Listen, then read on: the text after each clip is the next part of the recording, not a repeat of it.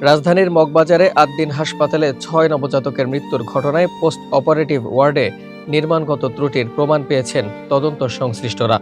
এ ঘটনায় গঠিত বিশেষ তদন্ত কমিটি আগামীকাল শনিবার ৩০ মে তাদের চূড়ান্ত প্রতিবেদন জমা দেবে।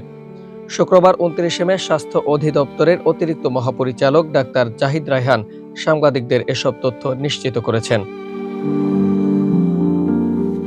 ডাক্তার জাহিদ রায়হান বলেন, হাসপাতালের পোস্ট অপারেটিভ ওয়ার্ডে কিছু নির্মাণগত ত্রুটি পাওয়া গেছে। সেগুলো নবজাতকদের চিকিৎসা পরিবেশে কোনো ধরনের প্রভাব ফেলেছিল কিনা তা তদন্ত প্রতিবেদনে বিস্তারিতভাবে তুলে ধরা হবে। ইতিমধ্যে সংশ্লিষ্ট বিভিন্ন নথি ও প্রযুক্তিগত তথ্য পর্যালোচনা করা হয়েছে।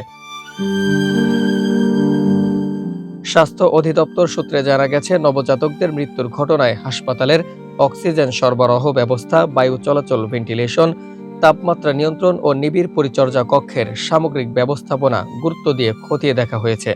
এছাড়া তদন্ত কমিটির সদস্যরা হাসপাতালের চিকিৎসক, নার্স ও সংশ্লিষ্ট কর্মকর্তাদের সাথে কথা বলেছেন। গত বুধবার সকালে আদ্দিন হাসপাতালের পোস্ট ডেলিভারি ওয়ার্ডে চিকিৎসাধীন অবস্থায় ৬ নবজাতকের মৃত্যুর ঘটনাটি নিয়ে সর্বমহলে উদ্বেগ তৈরি হয়। এর পরিপ্রেক্ষিতে স্বাস্থ্য মন্ত্রণালয় ও স্বাস্থ্য অধিদপ্তর পৃথকভাবে বিষয়টি তদন্তের উদ্যোগ নেয়। ভুক্তভোগী পরিবারগুলোর পক্ষ থেকেও এই মৃত্যুর প্রকৃত কারণ উদ্ঘাটনের দাবি জানানো হয়েছে। ডাক্তার জাহিদ রায়হান বলেন, তদন্ত প্রতিবেদনে দায়-দায়িত্ব নির্ধারণের পাশাপাশি ভবিষ্যতে এ ধরনের দুঃখজনক ঘটনা এড়াতে প্রয়োজনীয় সুপারিশও রাখা হবে। আবু সালেম মোহাম্মদ সাব্বির, প্রজন্ম ২৪।